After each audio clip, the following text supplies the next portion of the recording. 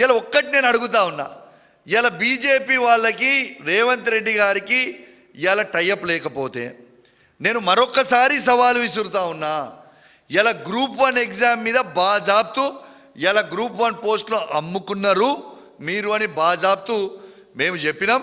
High court కూడా చాలా సీరియస్గా దాని మీద ఆర్డర్ ఇచ్చింది. మరి మీకు దమ్ముంటే, మాకు ఇష్టం లేదు కానీ భాష చెప్తున్నాం, దమ్ముంటే మీరు ఈ గ్రూప్ 1 దాని మీద సిబిఐ ఎంక్వైరీ అయ్యండి. ఆనాడు బండి సంజయ్ గారు మా పప్పుడు గ్రూప్ 1 అయినప్పుడు ఎంత హంగామా చేసిండ్రు మీరు గుర్తు తెచ్చుకోండి. మరియు ఇవాళ గ్రూప్ 1 మీద ఇంత పెద్ద స్కామ్ అయితే బండి సంజయ్ గారే ఈ భారతదేశానికి హోమ్ మినిస్టరు. మరి బండి సంజయ్ గారు, మీరు రేవంత్ రెడ్డి గారు, బీజేపీ వాళ్ళు, కాంగ్రెస్ వాళ్ళు టైఅప్ లేకపోతే గ్రూప్ 1 మీద సిబిఐ ఎంక్వైరీ అయ్యండి. ఎందుకు దాని మీద వెయ్యరు? ఎందుకంటే వాళ్ళు టైఅప్ ఉన్నారు కాబట్టి. ఎక్కడ వేస్తారు? వెయ్యరు. కానీ దీన్ని చాలా సీరియస్గా తీసుకోవాల్సిన అవసరం ఉన్నది. ఇవాళ తెలంగాణ బిడ్డ అయిన సుదర్శన్ రెడ్డి గారు నిలబడితే వారికి వెన్నుపోటు పొడిచింది ఇవాళ అదే రేవంత్ రెడ్డి గారు. రేవంత్ రెడ్డి గారు ఏమన్నారు మరోసారి చెప్తున్నాను, మీ అందరికి గుర్తు చేస్తున్నాను. రాహుల్ గాంధీ గారు చెప్పిర్రు, నేను నిలబెట్టినా. కానీ నరేంద్ర మోడీ గారు చెప్పిర్రు, ఓట్లు మాత్రం బీజేపీకి వేయించిన. ఇది వాస్తవం, ఇది నేను చెప్పింది. ఇది ఆలోచన చేయండి. నేను చెప్పింది వాస్తవమా కాదా ఒక్కసారి మీ గుండె మీద చేసుకొని ఆలోచన చేయండి. కాంగ్రెస్ కార్యకర్తలకు కూడా చెప్తున్నా, వాళ్ళ ఉన్న నాయకులకు కూడా చెప్తున్నా, ఇవాళ నేను ప్రెస్ మీట్ పెట్టగానే మళ్ళీ మీరు ప్రెస్ మీట్ పెట్టి నన్ను ఇష్టం ఉన్నట్టు తిడితే నాకేం అయ్యేది లేదు, పోయేది లేదు. కానీ మీ గుండె మీద చేసుకొని మీరు ఆలోచన చేయర్రి. ఇలా కాంగ్రెస్ పార్టీని నడి సముద్రంలో ముంచుతున్నా లేదా? ఇలా ఏ ఒక్క కాంగ్రెస్ పార్టీ జెండా మోసిన కార్యకర్తలకి ఎవరికన్నా ఏదన్నా పోస్టులు ఇస్తుర్రా? మీరు కష్టపడి ఓట్లేస్తే అధికారంకి వచ్చిన కాంగ్రెస్ పార్టీ మరి ఏ ఒక్క కార్యకర్తనన్నా ఏ ఊర్లన్నా పట్టించుకుంటుండా రేవంత్ రెడ్డి గారు? ఇది మీ గుండె మీద చేసుకొని మీరు ఆలోచన చేయండి. నన్ను తిట్టుకొని నాకు ఫరక పడలేదు. కానీ మీరు కూడా వెనుక నేను తిట్టేటి రేవంత్ రెడ్డిని మీరు కూడా గవే తిడుతురు కదా. మీరు బయటికి చెప్పలేకపోతున్నారు, నేను బయటికి చెప్తున్నా. అదే డిఫరెన్స్ కదా నేను చెప్పింది. కాబట్టి ఇవాళ మీకు అందరు కూడా ఆలోచించాలని విజ్ఞప్తి చేస్తూ ఉన్నా. ఇవాళ ఇది చాలా సీరియస్ అయిన అలిగేషన్ ఇది నేను చేసింది.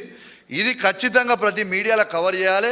ఖచ్చితంగా తెలంగాణలో ఉన్న కాంగ్రెస్ పార్టీ ఎంపీలందరూ కూడా బీజేపీ క్యాండిడేట్ అయిన వారికి ఇవాళ ఓట్లు వేసిండ్రు వైస్ ప్రెసిడెంట్ ఎలక్షన్లలో. This is very very clear. So నేను రిక్వెస్ట్ చేస్తున్నా, దీని మీద కూడా ఖచ్చితంగా ఆలోచన చేయాలి.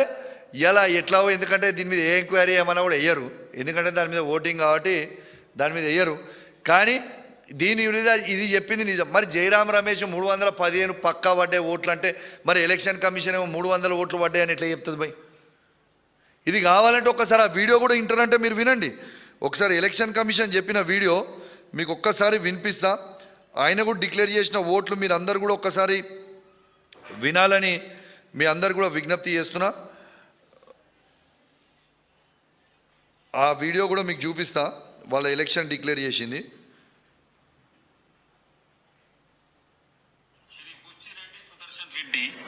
has secured 300 first preference votes and Shri C.P. Radhakrishnan has secured 452 first preference votes. విన్నారు కదా? మళ్ళొక్కసారి వినిపిస్తా, ఒక్కసారి వినండి.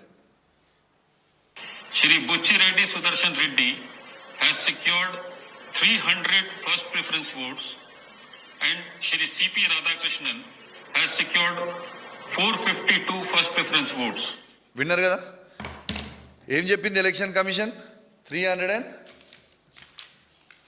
300 ఓట్స్ పడ్డాయని ఎలక్షన్ కమిషన్ క్లియర్గా డిక్లేర్ చేసిర్రా.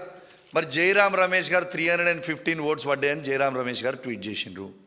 ఈ 15 ఓట్లు ఎవరు దొంగతనం చేసిర్రు అంటే ఈ 15 ఓట్లల్లో 8 ఓట్లు తెలంగాణ ఎంపీలయే.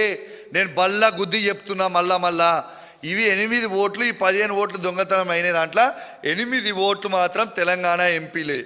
అంత ఖచ్చితంగా ఎందుకు చెప్తున్నా అంటే ఇగో మీరే చూడుర్రి, ఇగోర్రి మరొక్కసారి చూపిస్తున్నా, మీరే చూడండి.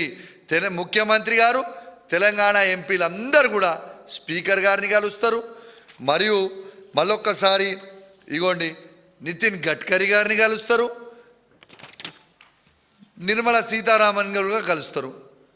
ఎంపీలందరూ వేరే పార్టీలు ఎవరైనా కలిసిర్రు అబ్బాయి వీళ్ళు ఉన్న దాంట్లో ఫోటోలు చూపించమని చెప్పారు, వీళ్ళని కలిసిర్రని ఎందుకు కలిసిర్రు? ఎలక్షన్ అంత సీరియస్గా అవుతుంటే వీళ్ళకి కలవాల్సిన అవసరం